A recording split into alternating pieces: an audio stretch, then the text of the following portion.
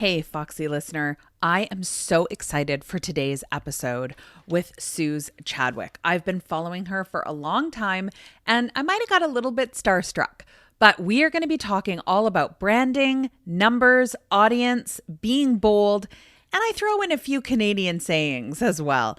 So sit back, relax, grab a notebook, your favorite drink, and be prepared to laugh with us.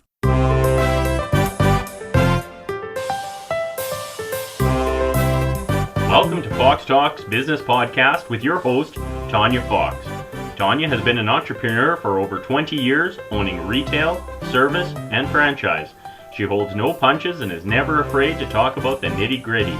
Together, you'll explore the good, the bad, and the motivational of business life, turning obstacles into opportunities and failures into successes. So grab your favorite drink and let's have some fun.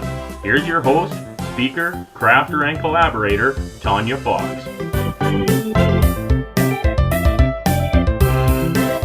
So thank you so much for coming on the show today, Suz. I'm so excited to have you. Oh, thank you for having me. I am looking forward to what we're talking about today. So I have followed you for a little bit. I have a little bit of an obsession with people from your country. So I've sort of been stalking you for a while. But for those who haven't, give us a little bit of background on sort of how you came to be where you are right now.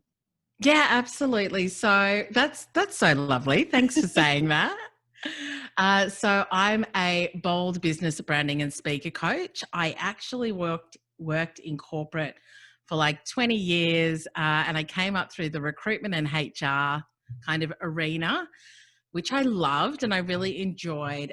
When I was working for one of the big fours in London, I lived in London for about 9 years, and I was working for one of the big four consultancies. We did an employer branding project, and it was the first time that I had kind of been exposed to the world of kind of brand and marketing and those sorts of things. And it was really, really massive campaign, and they had a lot of money to spend. So it was really fun, which is always good. And so we had to basically attract over 100 consultants in a very short period of time. And we worked with a brand agency, and I just loved it. I was just like, they were showing me amazing creative concepts, and we were talking about key messaging and what was really going to attract the different types of candidates that were coming in, and what were the different ads. And then we threw like a massive event, and I was just like, this is so fun. This is incredible. So that was kind of my first taste. And so when I got back to Australia, I decided that I wanted to go into that. And so basically I pursued that. I found a consultant that was working with one of the clients that I was working with in corporate. And I actually said to her about 4 months after having my first child, I connected with her on LinkedIn and said, I will work for you free of charge, like a day a week during my maternity leave, if you teach me everything that you know. And she was like an ex Deloitte branding consultant. And so we did that, and that was like 10 years ago now. And so from there, I really just took every course I could on brand and marketing. And it's just been such a passion of mine to be able to move into this arena and be working with so many women in business to really help them to create a bold brand and really love what they're putting out there and have strong and powerful messages, and be super confident with that message as well in how they go about representing themselves, positioning themselves, and attracting the clients that they really want. So that's like in a nutshell how I got to where I am now. And so, yes, I've had my business for about 5 years now. And, you know, I want to dive in a little bit more into branding because we hear this so much, and I get it a lot from people who listen to the show. And, you know, they say, I know about branding, and, you know, people compare it to like the big names. Like, you know, when you think of Coca-Cola, I can see that writing anywhere and I know who it belongs to, but they don't really know how to do it for themselves, because at the same time they want a brand, but they want to stand out. So tell us a little bit about what branding is, and then how people should be looking at using it. Yeah, and I think branding is such an interesting term because so many people have got completely different ideas about what it Right. is. And when we talk about branding, a lot of people like the colors and the logo and the font and what we see. But the brand that I talk about, that's visual branding, which is one element. But brand to me is really about the emotional connection and the invitation that you give to your followers, your audience, your customers to be part of what it is that you're doing. It's that community that you build. It's that brand experience. It's the things that you can't always really explain that a really great brand does. And whenever I kind of talk about this, a really obvious one is Apple. So, a phone isn't the reason why somebody stands outside an Apple store for 3 days waiting for the latest version. It's not the phone, it's what doing that says about them.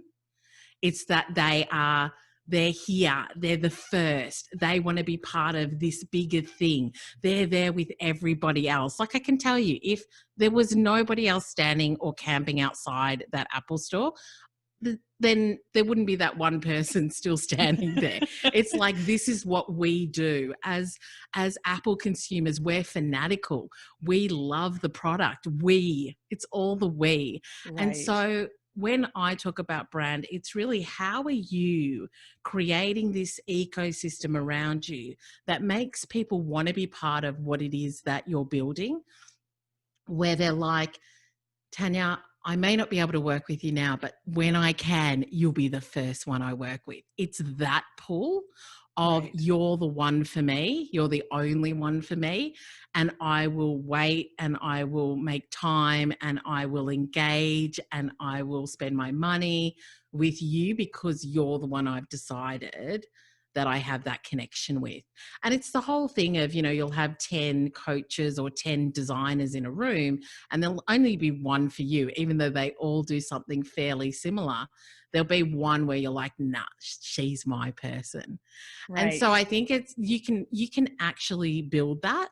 And I think that when I talk to a lot of clients, they have just kind of accidentally let their brand become whatever it is. It's not been a deliberate and strategic decision about what is it that we want our customers to feel. When we look at every single touch point, what is that experience for them? When we look at the message that we're taking to market, like, what are the different elements of that? Are we actually connecting on an emotional level, or are we just selling something? And so when I talk about brand, that's what I talk about, is that emotional connection. And I think that brand can do a lot for you, because I find more and more, especially in the time that we're in, that people are changing, or they're reinventing themselves, or sometimes because they want something new, and sometimes because they just have no choice. So do you find that if you have really strong branding in place, that you can almost change what you do and people will follow you because that brand is what they're following? Yeah, I think a lot of the time that's true. So they'll definitely, as long as it still aligns with who they want to be and what they want in their life, I think that they will definitely follow you. I think that there's that credibility that's really important as well. But I think that, when it comes to personal branding, because we're in an environment that is so focused now on who's behind the brand, what's like your social or ethical stance, what are your values? Like, people are buying more socially, or social, with a social conscience now as well. So I think that there's a number of elements that sit behind a personal brand, and I do think that we want to be connecting more with people rather than faceless businesses. And so I think that, quite a few years ago, it would have been, well, this is my business and this is how we look. And it's all about the we, as in, the royal we, even if you were the only person in the business. But now I think a lot more people are coming out with, well, this is who I am and you're buying into me and I'm the one that's going to deliver it, or me and my team are going to deliver it, but they are really the face of the business. And I think people are responding a lot more to that now. Like, if I go to somebody's website and I know that they're a solopreneur, or I know that they're a small business, and I can't see a photo, and I can't see a picture of somebody and it's all stock images, I'm telling you now, like, I'm probably clicking away because I want to know who it is that I would be working with, or I want to know a bit more about them. So I think hiding behind logos and business names and that now is probably more detrimental than it is a benefit. And I think that that's true too. Now, I love that you call it bold brand, because that bold word is something that I've been called my entire well, it's been maybe a little bit nastier words than that, but Oh. um but I always have a very strong personality, I'll put it that way. Yeah. And so that was really sort of an attractive word for me. But describe a little bit for those that are listening, what does bold brand mean? Yeah. And this is as a brand consultant, language is something that's really important, which we can talk about. But bold is all about breaking the mold. It's about going against the grain, doing things differently, almost going against the things that you really like want to stand against.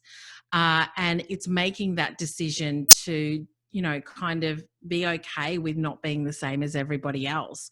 And so I think that we've really gone through a period, and maybe a lot of people still do go through this period, where they look around and they're like, how do I be like that person? How can I be more like all of these people? And I'm saying do the exact opposite. Like, you want to take a look at, and this is something I do with for myself and my clients, I look at other brands outside of my industry that are killing it, and I say, how can I be more like them? Because they're not in my industry and they're doing really well. And is there something that I can adopt that could work for me and my business? So for example, I really loved this around brand experience. I bought a dress. It's from a company here in Australia called Mr. Zimmy. And so when you buy it, they send you this beautiful bag, like a gorgeous bag that they put all the clothes in, and they send you a handwritten note that obviously is in their delivery, their delivery center, somebody writes that. But then they spend ads on Facebook to say, thank you so much for being an awesome customer, and we really hope that you loved your garment. So they're not selling me anything else. They're spending money to say thank you to me. Now, they're not in my industry. Obviously I'm not in retail personally, but I was like, that's such a gorgeous brand experience. Is there a way, and maybe it's not paying for ads, but is there a way that I could do more of that? Because it made me feel like, I was like, wow, that's really like different. Yeah. And so I'm constantly looking for businesses that are outside of my industry that are doing things really creatively, differently, that I think is just, amazing. And I think, how can I try and do more of that? And so when I talk about bold, I'm really saying to you, what are you doing differently that is deliberate? Where are you really going against the grain, so that if I put you and 4 other people or 5 other people that do what you do, people are like, yeah, she really like just does things in a different way. So I think that's what I try and help my clients to be a lot more strategic with. And I think, like, I love that example, because I think it's absolutely brilliant, because I think we're getting back to a place where people don't want to feel like they're just a random IP address that happened to Yes. purchase something from you. And I know that because I just purchased something online, and I want these stupid pumpkins to come. And I just keep getting automated messages from them. And it's so frustrating to me, right? Yeah. Whereas if somebody would have just written an email and said, hey, thank you, I've looked out for this, like, then I would have been like, they come when they come. Right. Yeah. But Yeah. when you're kind of making those people feel like they're just another number, or, they're just helping to increase your stat, like, it's something so little, I think, that can go so far. And like you Yeah. said, something that can really sort of set you apart from everybody Yeah. else, because you're going to remember that card. Yeah, and I think it's like beautiful. Like, all of their garments and stuff are very colorful, and like, which I love. But then, you know, the bag that they send me is just as colorful and gorgeous. And yes, I will absolutely use that when I go get my groceries, or when I just am doing like, it's a tote bag and it's got their branding on it. But it's, you know, are you doing things that make other people feel proud to showcase that they're working with you and that, you know, you're their person and things like that? So for example, you know, I love it when a client will book to work with me, and then the next thing they're sharing that on socials. Because the other thing with brand is that we buy things that are what we want to be, do, and have. But it's also about the identity. So if I buy Apple, I'm part of the Apple crew. If I buy Mr. Zimmy, it's hilarious because I'll walk down the street, and if there's another woman wearing Mr. Zimmy, we will kind of give each other that look of, yeah, we are. My Zimmy people. Yeah, exactly. And so I think it's really thinking about, you know, what are you doing in your business that makes people kind of say, you know, I'm one of theirs, kind of thing. And I think that that can be a really fun thing as well, if you can create experience that makes people feel like that in your business. Yeah. Oh, I love that. And it's so true, right? Like, I mean, you see it Yeah. all the time. I always think of the example of like anybody who's in a motorcycle. So anytime I see anybody in a motorcycle, they'll nod to each other. And I'm like, oh, do you know that Yeah. person? And they're like, no, no idea who they are. And I'm like, so We're in the club. right? And my husband's the same way. Anytime he passes anybody in a truck, he, you know, he does the nod, the man nod. And he's like, hey, buddy, you know? And I'm like, oh, who is that? And he's like, I don't know. I'm like, why did you wave to him? And he's like, I don't know, he was in a truck. Like, all right then. It's what we do. It's what we do, yeah. Oh my gosh, I love that. So let's talk a little bit about your experience in business. Tell us a little bit about some of the biggest lessons that you've learned running a business for yourself. Yeah. So, and this is something that I've been talking about recently. So about 18 months ago, like last year, the beginning of last year, I originally started my business with a lot of events. So when I came into the small business world, I went to a lot of networking events, and I just couldn't really find what I was looking for. I used to call myself the Goldilocks of networking. They were either too big, too small, not friendly enough, all the rest of it.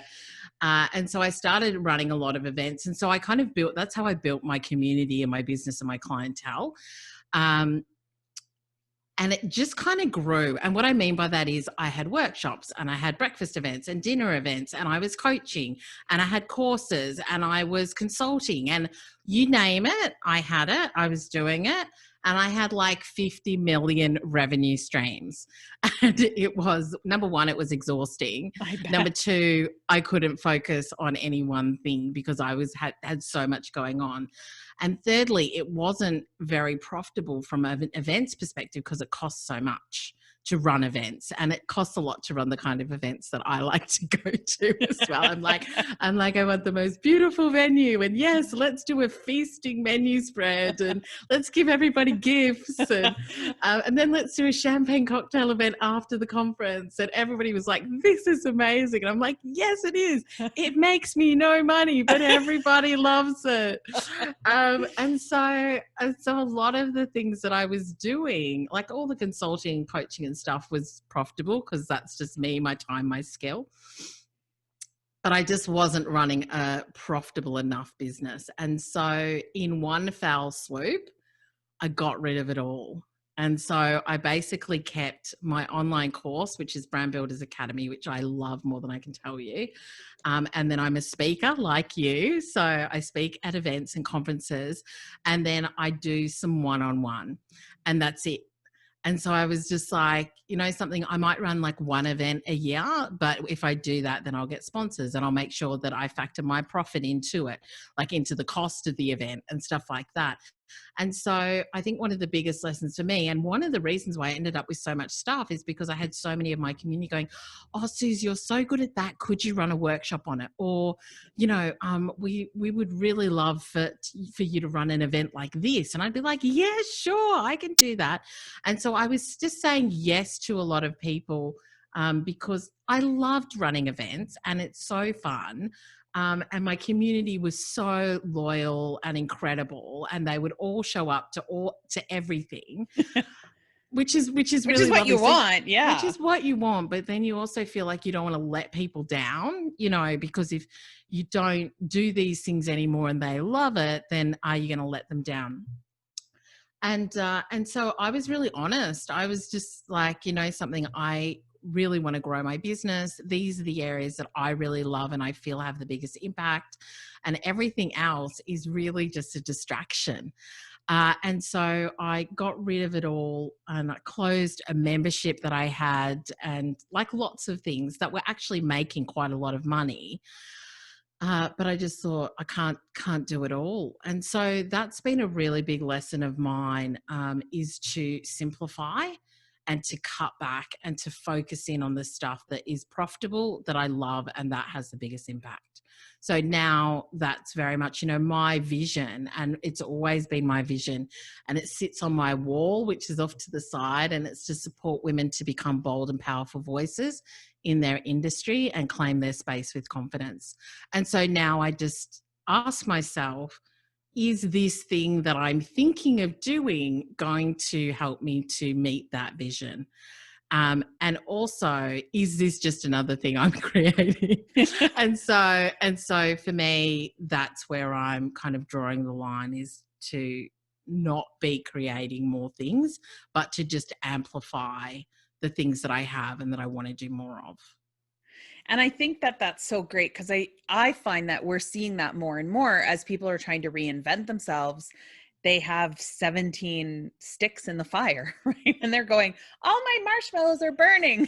You're like, that's such a Canadian analogy. Isn't it? Well, there you go. I've not heard of sticks in the fire. The marshmallows. Yes.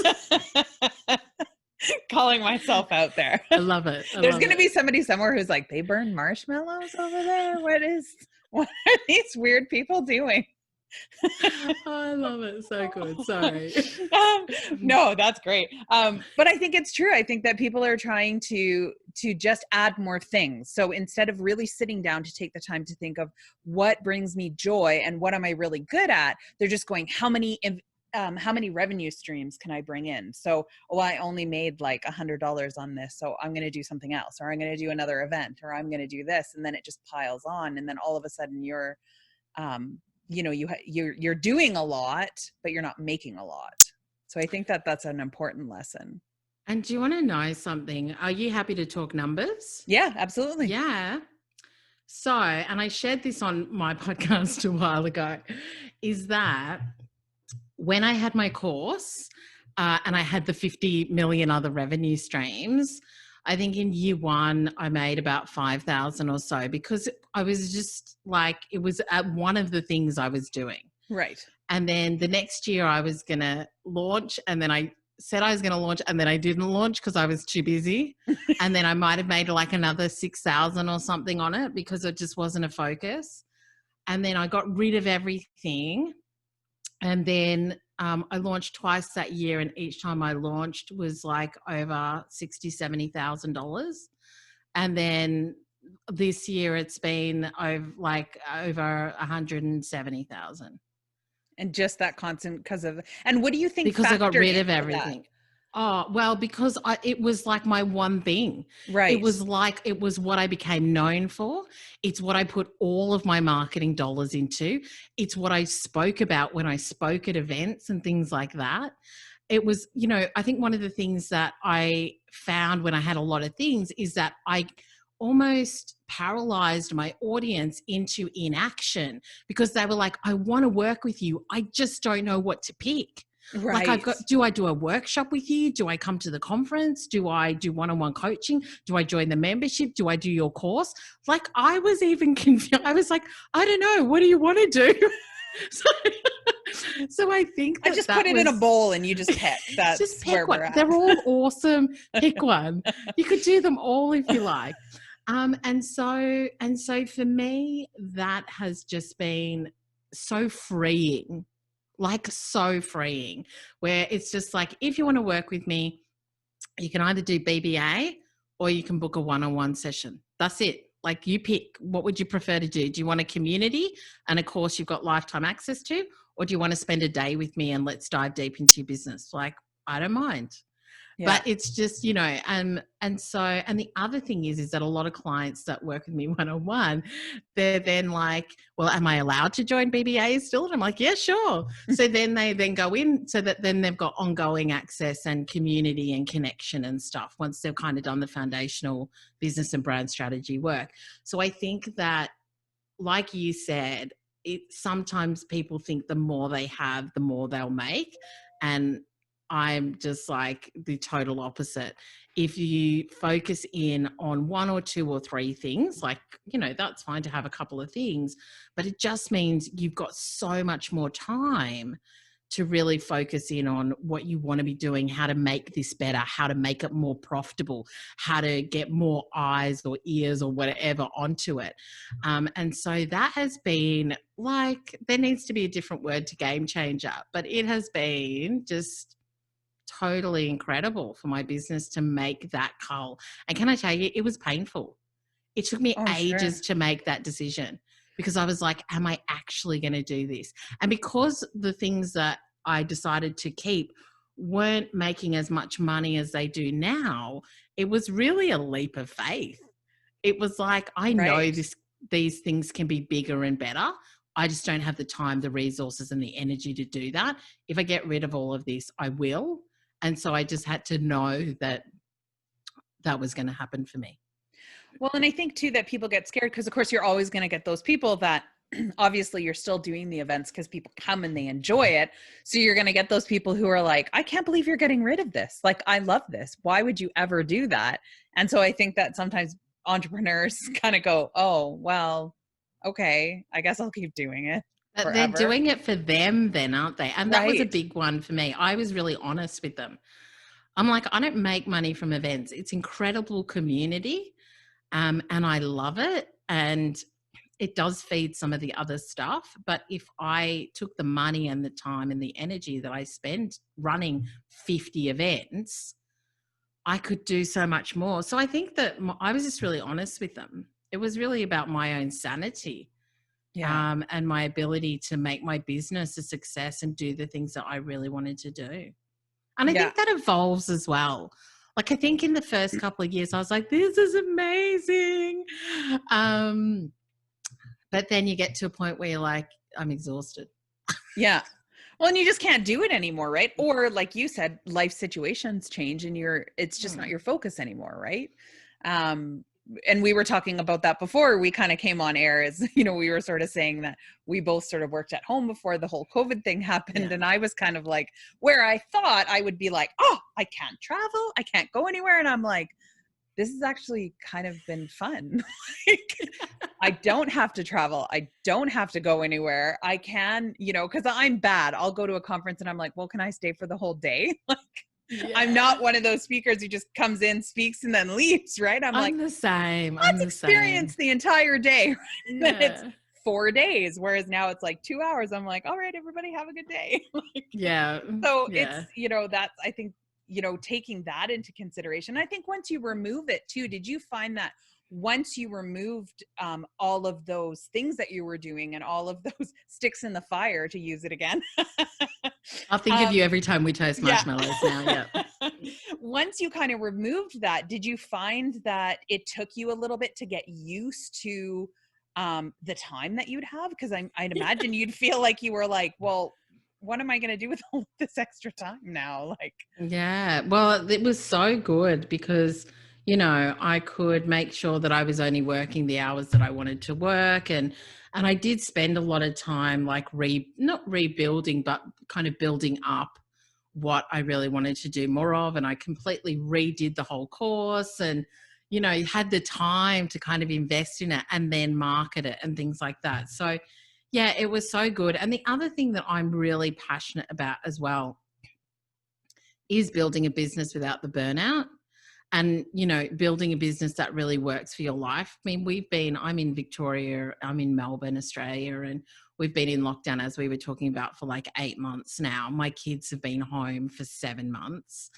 And so, my husband goes into the office maybe once a week, or into the lab. He's a scientist, once a week. And so for me, just to block out days where I'm like, I'm just not going to work today because Gareth's not home. I need to work, help the kids with schoolwork and all the rest of it, or I just need a day off, and I can just do that because I don't have a million things to do, is just joy. And I think that that's something that has just been really amazing as well. I mean, it's been almost probably 2 years now since I made that cull. And I love the way that I work now. Like, I'm a very structured person. So Monday's like my CEO day, and, Wednesday I do content, and then I speak like you at virtual summits, etc. And I've been able to sort of work with different people that have really helped me to grow my business as well. And so it's been a really deliberate, focused, and I feel like it's a really freeing thing to be that deliberate in your business and not be trying to do all the things and be on that hamster wheel. And I think sometimes we forget, I think entrepreneurs forget that that was the whole reason we went into this in the first place, was not to have to do 9 to 5 or 9 to 9 days. That was the dream at some point, I think, for almost every entrepreneur was, I want to be able to work when I want.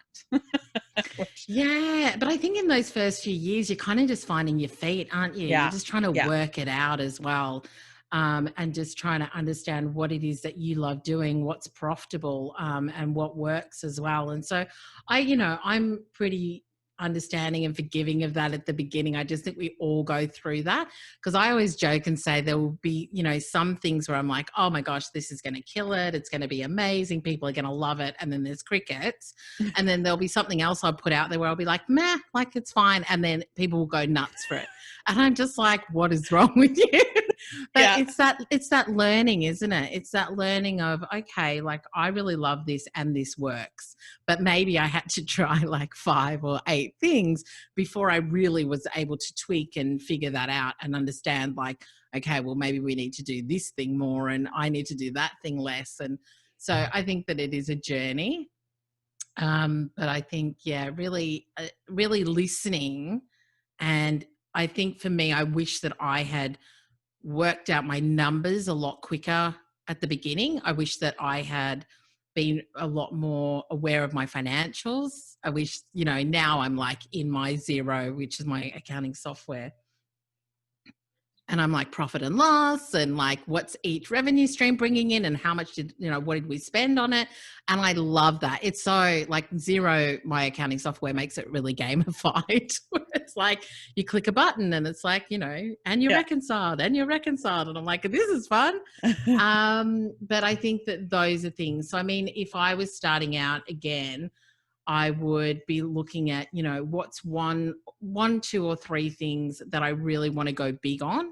What do I want to grow and build? What am I, what's the profit on it and what's the cost to doing it? And how can I just be really consistent to grow and kind of make that happen a bit more? It's like I said, once I got rid of everything and I just focused in on my course, I over 10x'd it. Yeah. So I just think learn from my mistake, dear listener. And it's true. It was funny because just on a previous episode, or maybe it was a post or something, I should know. But I had put out that my mom used to always say that to me, oh, sweetie, you will not be alive enough to make all of the mistakes. So just learn from other people's. It's just easier. And that's always just kind of stuck to my heart, because I think it's true. So often we don't look at those, or we don't share those. And I find entrepreneurs are really bad for that they're too scared to say, oh no, that did not work at all. That was horrible.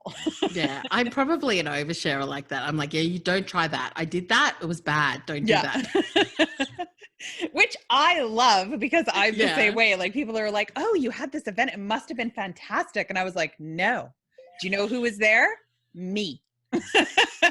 That's it. That's who showed up to that beautiful live event. Yeah. And I sat in a room and I watched Netflix for half an hour to see if somebody would show up.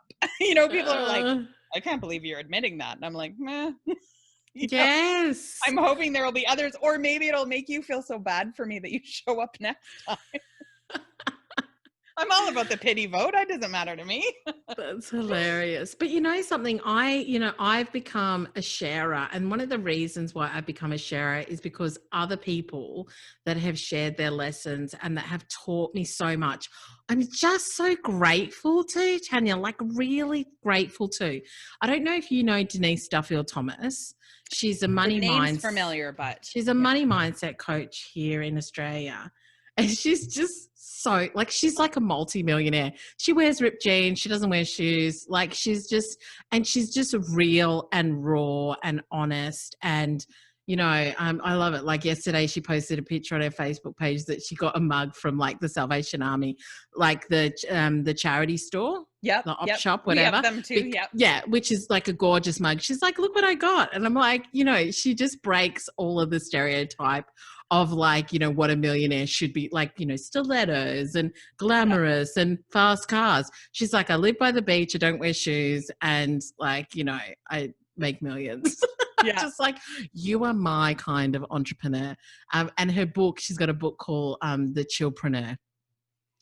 But I'm just like, I love people who are raw, real, honest, and I have valued their transparency so much that I'm like, you know something, I want to be more like that. I'm going to be more like that. I'm going to be honest and out there and just tell my community what's going on. Yeah.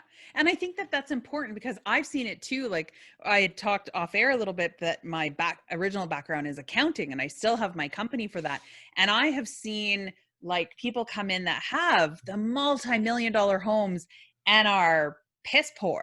Like, they look fantastic on the outside. Like it looks like they have everything going for them. Meanwhile, one tiny slip and that's it.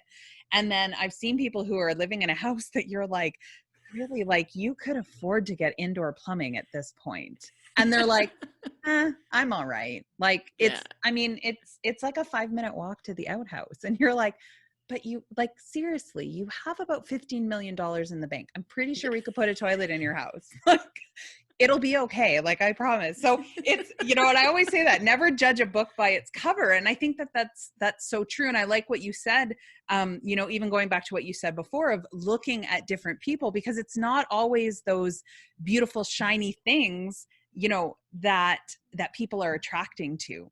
And do you find that too with, you know, with social media? Because I've seen such a trend that there are these people that have tens and hundreds of thousands of followers, but no interaction. And then there's those that, you know, maybe only have a couple of thousand, but they are loyal listeners. Yeah, it's like there was an article a while ago, and I can't remember whether it was just in Australia or whether it was global, but there was a girl who had like 2 million followers and she tried to sell t-shirts and she couldn't sell any.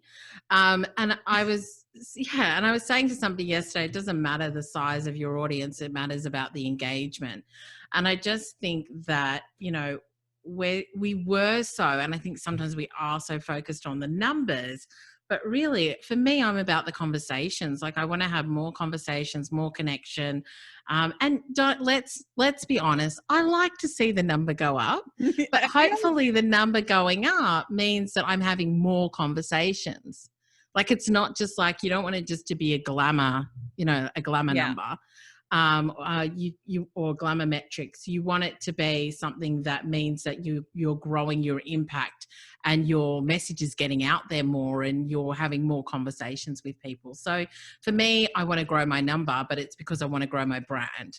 I want to grow my brand. I want to, you know, connect with more people and help more people to become those bold and powerful voices and not care about what everybody else is doing or what they say or what they think, but for you to really hone in on what it is you want to do and how you're going to do that consistently and in a way that stands out. So that's all I'm focused on. I love that.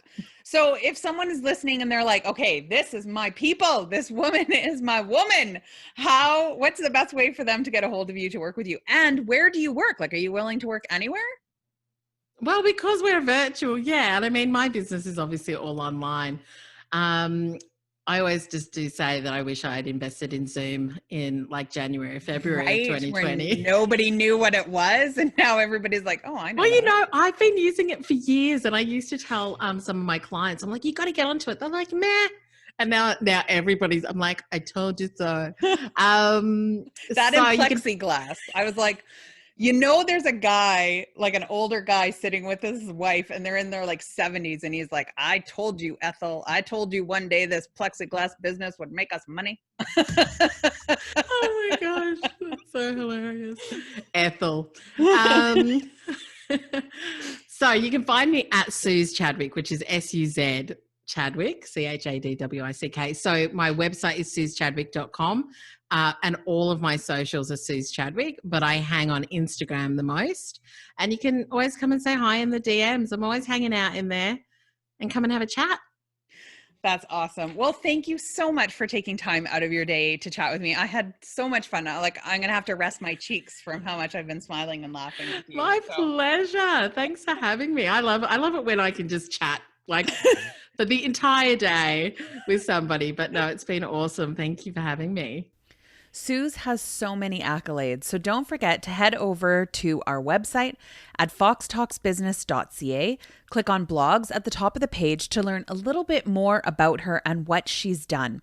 And as well, don't forget to tune in to her Brand Builders Lab podcast. She has so much amazing content on there, and it's just really going to help you take yourself to the next level. And if you're already sitting there going, I am ready to go to the next level right now, then you're definitely going to want to check out her Brand Builders Academy, where you're going to learn so much amazing stuff and actually be able to have an opportunity to work one-on-one with her too. It definitely is going to change the way you think about your business and the way you think about your audience. If you enjoyed this episode, I love hearing your comments, so keep sending them in. And if you have just a moment to head over and leave us a review wherever you listen to this podcast, it would be greatly appreciated. So thank you so much for your time. And no matter what you're doing, whether you are roasting marshmallows by an open fire or ready to be bold with your business, make sure that you're taking time to find some fun. Because if you're not having fun, why are you doing it?